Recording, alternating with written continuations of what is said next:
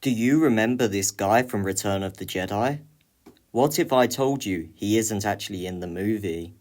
Today, I get to the bottom of why so many of us remember this mysterious character, despite supposedly not being in the film.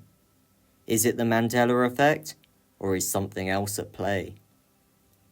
This is Picket W Locket, a human character who was raised as an Ewok. Apparently, he crash-landed there as a child and was taken in by the locals who took pity on him. He grew up to become a beloved member of the society, working as a toolmaker due to the convenience of having 5 fingers instead of the 2 of an Ewok. He first appeared in the film when Luke and Han are captured by the Ewoks. It was his own design. After this, the Ewoks see C-3PO and quickly believe him to be a god. Picket builds C-3PO a chair to be carried around on. In the film on Disney+, the chair remains, but there's no mention of its creator. From here on, he served as sort of a comic relief character, doing various silly things. He and Wicket had a long-lasting rivalry, and had a joke argument where each bragged about the humans they'd brought back. Of course, the whole conversation was in Ewokese, so this was conveyed in a series of exaggerated gestures.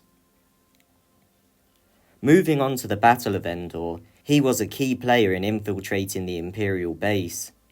You see, Picket was an expert lockpicker, so instead of Han shooting his way through, the group took a more stealthy approach. Then, when the proper fighting picked up, there was a collection of funny shots of him failing to use various Ewok weapons. After the battle, he took part in the celebrations, where C-3PO spoke to him, teaching him all about the wider galaxy, which he had long forgotten. It's a real shame that Picket W Locket seems to have vanished, as I really did like the character, and he added that extra oomph to the Ewok tribe. His and Wicket's relationship was also so fun, and I'll always miss it when I see the version without Picket. So what actually happened? Why do so many of us remember Picket? Well, it could be the Mandela effect. A large group of people have these false memories of the character.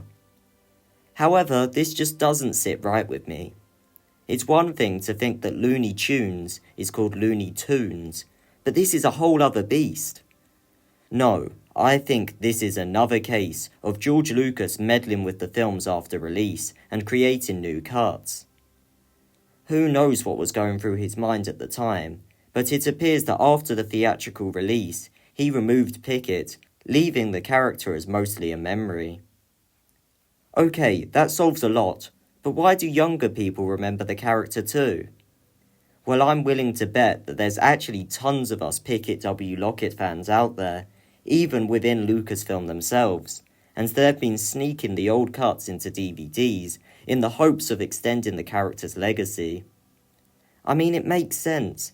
Picket remains in the public consciousness, yet stays nicely off the radar of the big bosses who'd have him eradicated.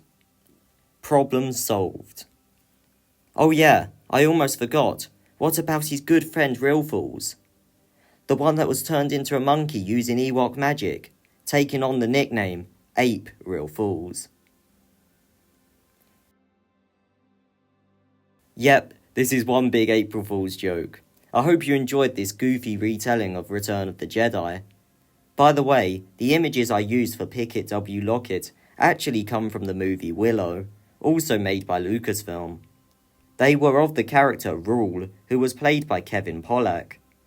Fun fact, Willow and StarWars.com have a history when it comes to April Fools, as in 2006 entries were added to the StarWars.com databank based on Willow.